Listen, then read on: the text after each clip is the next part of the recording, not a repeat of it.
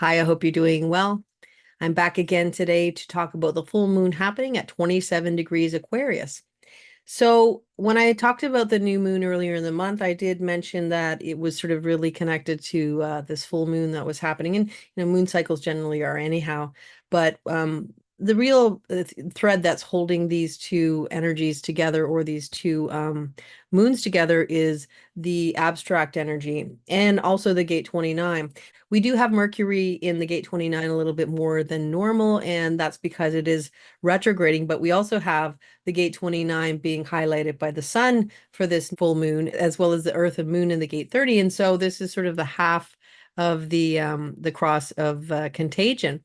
Well, the one thing that we could say about the gate 30 line 3, and that's where I'm going to start, is that's where the Earth and the Moon are, is that it is one of the fates. Now, the fates are basically, you could say they're superpowers that all profile lines have to help them navigate the experiences of life. And the reality is that we can have a lot of experiential energy, which is living life, and then we have experimental or, sort of making plans for the future.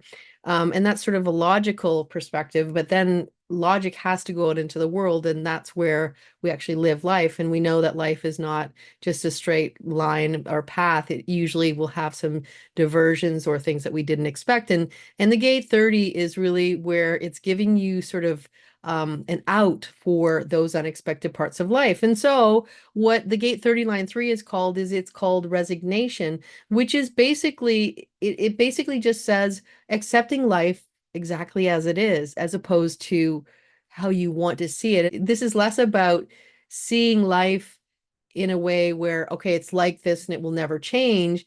And it's more along the lines of, okay, this is where I'm at.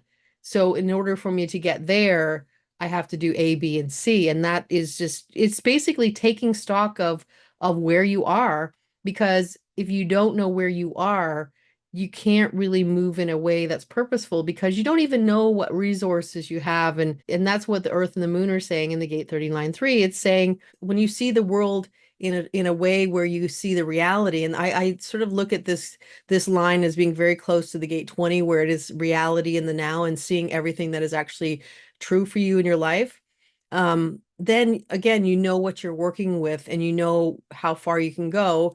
It's like if you build a house, to know what resources you have to build that house is really important, because it's only going to you're only going to be able to build the type of house based on the resources that you have.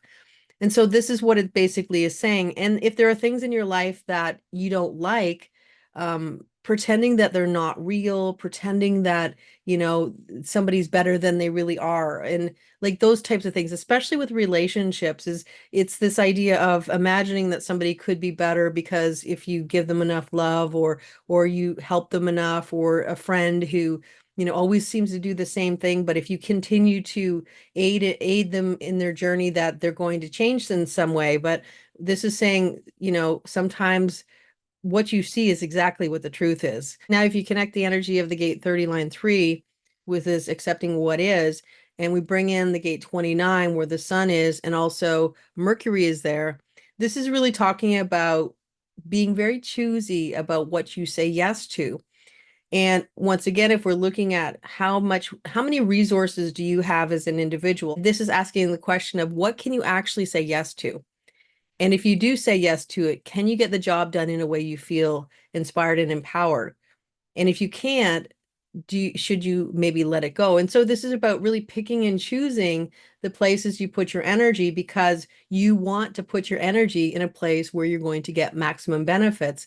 And if you spread it out too thin, there's potential for you to get burnt out, to be exhausted, to not be able to come through on the commitments that you've made, and to feel disappointed by not being able to do what you wanted to do and letting people down. So it's really about bringing your energy together in a way where it's streamlined and you can put your focus into the things that are going to really give you the rewards you want.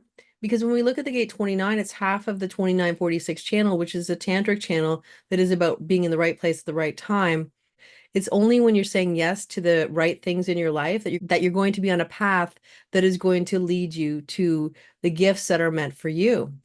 So if you're spreading yourself out too thin, or you're sort of saying yes to things just to please other people, you're getting in their flow as opposed to your flow. And the only gifts that are in their flow are their gifts. And the only place your gifts are in your flow. So it is bringing your flow and focus back to the real space where it's going to benefit you the most, and accepting how much energy you actually have to give and how much you can actually do with 24 hours in the day, because we all still have to eat, sleep, and all those other types of things. We have to have rest. So Venus in the gate 47 line 2 brings this theme of not really knowing, in the beginning where to put your energy, because, the gate 47 is connected to the gate 64, which brings this level of confusion. And then the gate 47 sort of filters out what's important, puts the story together so that you can see what matters. And the key with all the energies that come from the ajna that connect to the head gates, the 47, 64, the 6124, and also the 63-4, all these channels, is that it is divine timing when we get the solutions to the questions that we have. And with this energy, it is about the confusion before the clarity. And so you may have some confusion about your path forward. You may have some confusion about what commitments you want to make and where you want to put your energy going forward. But the perspective is the clarity will always come in its own time and space. If we look at the gate 17 and the gate 18 in the nodes and bring it into this feeling of the gate 47 of confusion and not really having the clarity and not really knowing, what you want to do. And you also bring in this perspective of wanting to get things right, to, improve your life, to get better, to have better experiences in your life, to have better results or patterns in your life.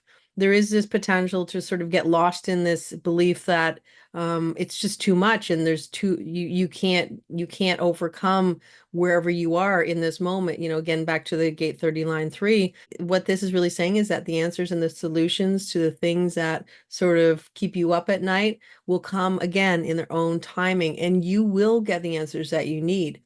And the only way to really sit with that process until the answers come is to accept again what is in this reality, to accept your life as it is, with the knowledge that you can always change it. But again, you're working from a point of, this is where I'm at and this is where I want to go in the future. And understanding that everything that happens in life and all the changes that we make and all the things that we do to move forward are all things that take time, and to give yourself a break and understand that we're all human and we can only move at a human pace, and we can't move beyond that. And there will always be times of movement and also times of pauses, and to understand that that's all part of the process. If you allow yourself to not know the outcome of how things are going to play out, and to be open to what the universe is offering you, then you can be open when the right opportunities and the right things to say yes to show up in your reality just as much. The other perspective that we have, and it's very it's almost like there's two themes in this full moon, is that we have Jupiter and Mars in the gate 45 line 1 and also the line 4, and those two energies, they're both in lines that are harmonic, which means that they're even more powerful as a duo. When I talked about these energies together for the month of August, and this is bringing this tribal leadership and really a focus on abundance, money. So with Mars and Jupiter in the gate 45, if you have a hanging gate 21, especially if it's dormant, which means you don't have a defined will center, this could be very impactful for you, because it's going to give you a manifesting channel, which can in some ways bring in abundance. But if not, it can also bring in leadership opportunities. So that's another thing to look at. Although there is a personal energy to Jupiter and Mars in the gate 45, I do look at it as more of a global frequency that is probably going to potentially be more impactful for the global aura as opposed to personal. I'm not saying that it won't be impactful for people as well, but I feel it will be equally impactful on a global level. And this looks at tribal leadership. I mean, I think a lot of the tribal leadership that we see in the world, we look at as the monarchy, those types of things, although there are very few places right now in the world that have this dedicated monarchy that sort of rule the countries. But it is that sort of perspective of I will take care of you, but you have to support me and listen to what I say because I am the supreme leader. And this is really, if you look at the 45-21 channel, because the 45 is half of that, this is half of the only manifesting channel for the tribe. And so it has a lot of importance. And so this is the leader of the tribe telling the people, you need to support me. You need to follow me. You need to listen to what I say because that's the only place that you will get the rewards. Now, with Jupiter and Mars in the gate 45 line 1 and 45 line 4, there's always going to be dualities. And both of them, interestingly enough, because they have a lot of activations in the gate 45, are juxtaposed in the gate 45 line 1 and 45 line 4. And what that really says is that when we have the fixing of a line, a lot of times it'll just be fixed on one side, like the exaltation or the detriment. But now we have the exaltation and the detriment fixed, so we can have equal amounts of the exaltation and detriment because they're both fixed, which is really, it's kind of an interesting perspective to be in play. But we know that Mars is aggressive and moving forward, and again can be perfect for the right situation, coming in, fixing things when there's chaos or crisis, or leading people through troubles. And Jupiter, of course, is going to expand Mars's energy and make it even more impactful. So this can be related to conflicts. It could be related to leadership in conflicts. It could be related to leaders saying that there is abundance, gifts, things that they will get if you listen to me, if you follow me, then you will get A, B, and C, but maybe A, B, and C don't actually exist.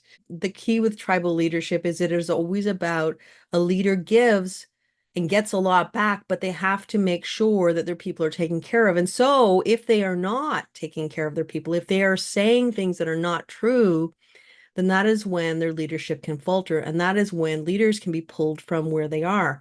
And that is the potential that we see, leaders being pulled. And with Mars in there, I would say aggressively being pulled from where they are. Alternatively, it could be leaders, being revered because they actually are bringing the gifts that they said they would to their followers. And so they are gaining more prestige and more prominence in the world. So there's those perspectives. We can look at this as being leaders of countries, political leaders, leaders in the business world. It could be anybody who comes with that sort of regal, look at me energy. You should follow me. I am sort of almost above the law in a lot of ways, because again, the tribal leadership is about being above the law. We can also look at Jupiter and we could look at the legal system. We could look at rules, regulations. We can look at all those energies, and suddenly they're sort of coming under the scrutiny of the people that would normally be following them, because in fact, these leaders are not doing what they're supposed to do. They're not following the cardinal rule, which is I will support you, but you need to support me. It's always going to be equal. So those are kind of the themes that I'm sort of looking at during this time of the full moon, but also during the time when Mars and Jupiter are in this energy. And if we look at the reason why these leaders, like I said, they could even be justice leaders, they could be lawyers, they could be in the justice system of some kind. The reason why they're being sort of pulled from their posts, or they're losing their support, is because in the material world they are not following the principles that are sort of the principles that have been laid out by the tribe. In other words, they're not following the tribal rules that this is what we do, this is how we do things. And every tribe has a list of rules of what's okay and what isn't okay. And when you start to break those rules, again, your leadership can falter. As can always be the case, we can always have leaders who are doing what they're meant to do. They're standing, for justice and truth, and for the rules and regulations, and acting in integrity with how they use their resources in the world, and how they support their followers and those types of things. So there's always a duality that we can see playing out, especially with the juxtaposed positions of Mars and Jupiter. So it'll be interesting to see how this plays out as we move through the remainder of August, but also Jupiter will be in the gate 45 for a very long time. Of course, Mars will move out, so it won't be as I guess you could say active. It could be active, but I think Mars is just going to add a little bit more fire to the energy to make it bigger than life, or like very, very noticeable, we'll say. And with that said, I hope you have a wonderful full moon. Until next time, take care and bye for now.